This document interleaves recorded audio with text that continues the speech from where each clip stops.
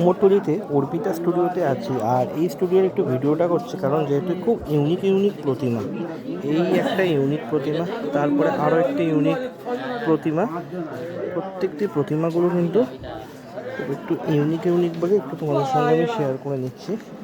এই যে সামনে একটা কিউট সরস্বতী আছে, আর এই একটা কিউট সরস্বতীর কিন্তু এখানে কাজ চলছে। আর ওই ভেতরের প্রতিমাটা তোমরা দেখো কতটা সুন্দর লাগছে। মানে এই স্টুডিওতে প্রত্যেক বছর খুব ইউনিক প্রতিমাগুলো করে বলে শেয়ার করে নিচ্ছি। এই প্রতিমাগুলো প্রত্যেকটা কিন্তু ইউনিক প্রতিমা।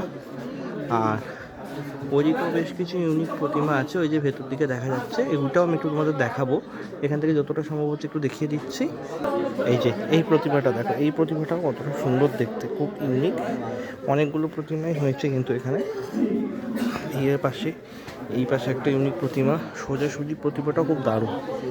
এখানে একটি খুব সুন্দর প্রতিমা, আমি সেই প্রতিমাটার সামনে দাঁড়িয়ে আছি। এই প্রতিমাটাও খুব সুন্দর, এই সরস্বতীটাও খুব ইউনিক।